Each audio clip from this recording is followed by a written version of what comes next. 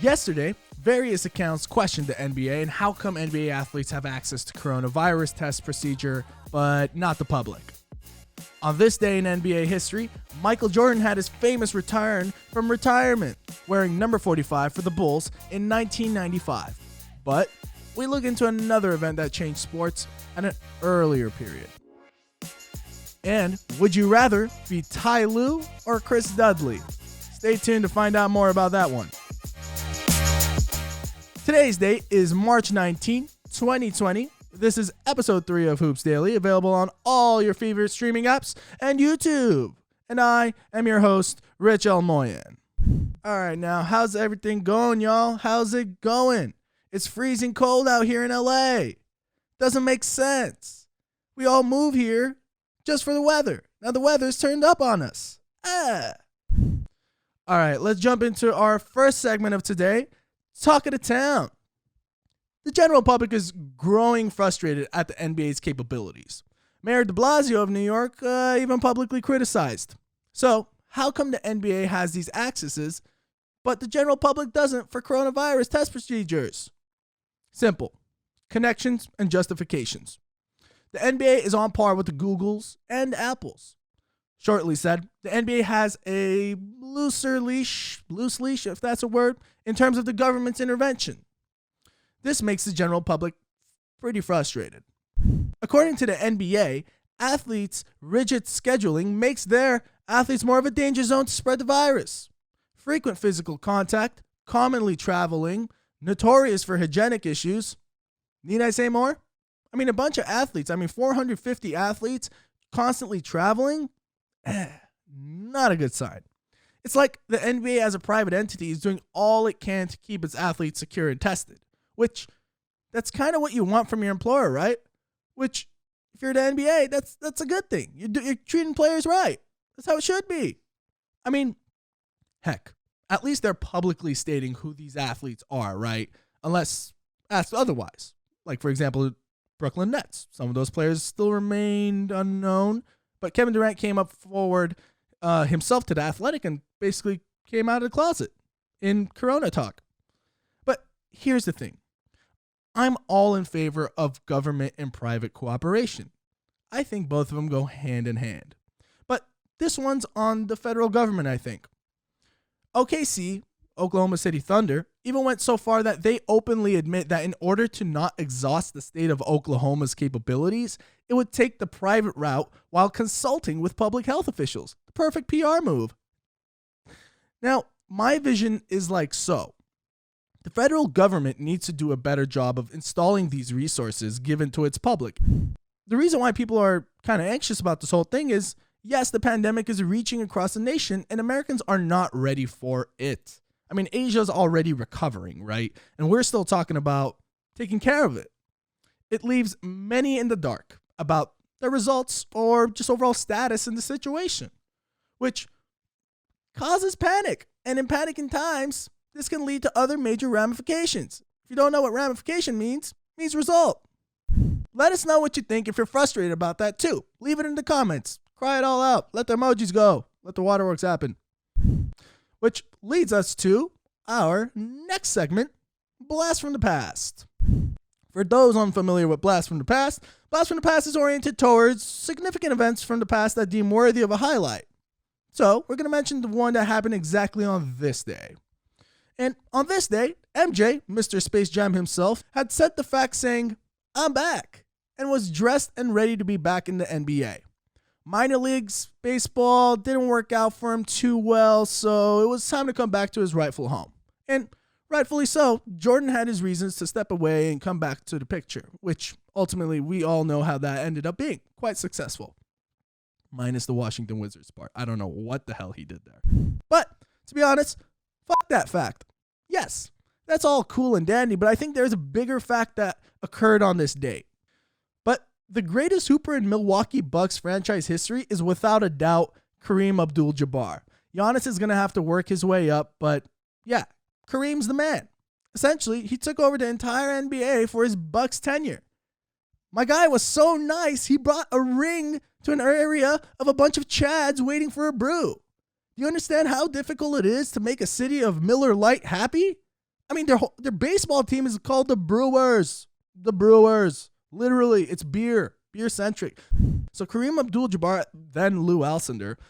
For those unfamiliar, Lou Alcindor was Kareem Abdul-Jabbar. Then he changed his name. And all of a sudden, he took over the Milwaukee Bucks franchise that was essentially nothing before he arrived. And for all you Bucks fans out there, at me. So we kind of did some research and looked into what the draft process looked like, because on that day, Lou Alcindor was drafted. So the management at Bucks, whenever they found out that they had the opportunity at Lou Alcindor, a.k.a. Kareem Abdul-Jabbar, they literally got so happy, which at the time they were all smoking cigarettes. So one of them, he ends up getting so happy, he accidentally nails the cigarette in the ear of the other Bucks management dude, and the guy doesn't even notice it. It stung a little, but I didn't notice it, Erickson said.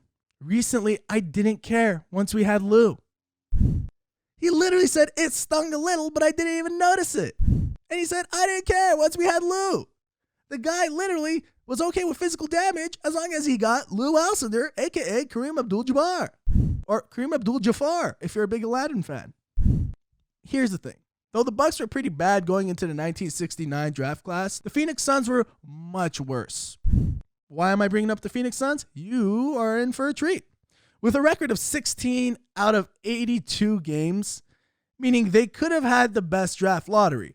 But that year, they decided to do it in a different way. They decided to do it in a coin toss. Imagine, the franchise that you have in your hands is decided with a coin toss of your newest athlete coming in. Unfortunately, as always, the Suns didn't luck out. They were second due to a coin toss. They lost the coin toss in a 50-50 battle that would send Kareem Abdul-Jabbar essentially to Phoenix had they won, which is a completely different story in NBA history. It would have completely changed the vibe. I mean, that's why I say this might be a little more important than MJ. I mean, don't get me wrong. MJ was great. He came in for a second time. Johnny Sack, please forgive me.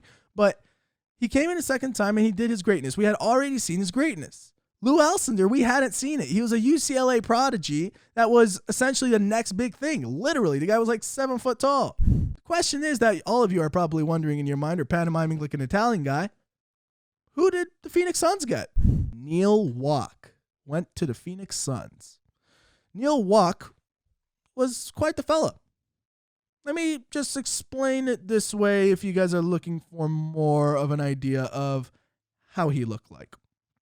The guy was furry. One of the only NBA players I've seen that the front chest hair connected to the back chest hair, which also simultaneously checked in with the neck.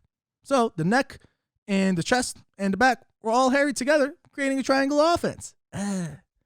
So if you're the Phoenix Suns, you're furious, right? You could have had Lou Alcindor, but you got Neil Walk, which rest in peace to Neil Walk. Great fella. He had a couple of awards that I'll get into as well. But fact stands, Neil Walk was the furriest athlete we featured on the podcast. Hands down. Easily the Chewbacca or Michael J. Fox werewolf of his time. But here's the thing. If your name is Neil Walk and you happen to be outside on a clear full moon, I got bad news for you, man. You're going to transform soon. Literally. You will transform. The scientific data can't catch up. Neither could the Suns. Neil Walk would essentially go on to play less than 10 seasons in the NBA, and most of them weren't even with the Suns. Finished off his career overseas while Lou Alcindor was changing his name, turning Muslim, teaming up with Muhammad Ali, went to LA and became top 5 best big men to ever play, and had a wonderful Los Angeles time. Oh, and did we mention he won a ring with Milwaukee in his first 3 years? That is another level. It's kind of like walking into the workplace the first 3 years and literally getting a promotion to CEO. Doesn't happen often. It's the American dream, though, for sure. Now, but Neil Walk had something to offer, too. He averaged a cool 20 points at his peak, which is great. But in a time where you're 7 foot tall like Neil Walk, that's kind of a given. I mean, Bill Russell was putting up stats. My guy was getting 35 rebounds. It was unheard of. But like I said, Neil Walk had something to offer. He grew a couple of inches of back hair to connect the neck and played for the New Orleans Jazz, New York Knicks, and the Phoenix Suns. And then he went to Italy and then Israel. Look, Corona hot topics too. With all due respect, like I said, Walk ended up being a true sport. Neil Walk was a strong member of the growing wheelchair basketball community. after a surgery that left him in a wheelchair. Walk was honored by George H.W. Bush. So we thank you, Neil Walk and the family, for being such a great contribution to the basketball world. Beauty of Hoops Daily, finding out good Samaritan things on a daily basis. Now, onwards to our next segment, Would You Rather? Would you rather be Tyronn Lue being stepped over by AI, or being Chris Dudley dunked on and shoved by Shaq in cinematic style? Chris Dudley was guarding Shaquille O'Neal. Shaquille O'Neal's not an easy guy to guard. Against Dudley. Nice. Shaquille O'Neal was so powerful on that move that Dudley takes it, dunks on him, grabs Chris Dudley while he's coming down, lets him go like it's the Titanic, and there goes Chris Dudley. Chris Dudley's fuming.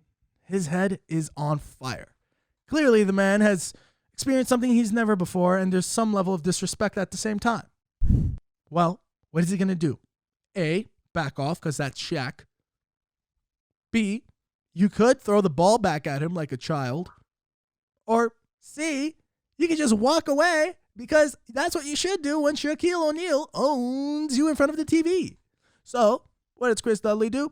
He decides to throw the ball at Shaq. And he's forever known for that gift. On the other hand, we have Tyronn Lue. Ty Lue was stepped over by Allen Iverson at his peak. Defender stays right with him. Allen wants to go. Wants the baseline. Fade away. Yes. He's way too good. He steps around Lue and drilled it. And it was the NBA Finals, and Ty Lue was doing a great job defending Allen Iverson. But AI, he kind of was on another level during that time. I mean, AI really was going off. So Ty Lue was just a victim, right? So if you're going to ask me of which one I should be, I think I'd rather be Ty Lue because I get stepped over by the great Allen Iverson, who was scoring the lights out on that night. Call it a day. It's a usual day. Step over, that's cool. I can play it off. I can go back into playground blacktop and be like, yo, man, I didn't even notice that, right? Because, hey, look, I'm Ty Lue. I got cornrows. Or be embarrassed acting like a little bitch in front of a TV. Chris Dudley, what you doing? It's not working out, man. I know this happened in the 90s, but we're going to hold you accountable. Especially when you do it at the Great Western Forum where good old Jack Nicholson's watching the whole thing. You do not do that. So personally, I'd much rather be Ty Lue, sacrificing my own, sanity and just treating it like a man. Get stepped over. It happens. With that being said, let us know what you think about Ty Lue and Chris Dudley and which one you'd rather be. And that does it for today's episode of Hoops Daily. Thank you for tuning in to the podcast. Don't forget to let us know if you have some thoughts about today's topics. And as always, don't forget to like, comment, and subscribe to Hoops Daily on your favorite streaming app. This was your daily host, Rich Elmoyan, logging out from Los Angeles, California. Bow!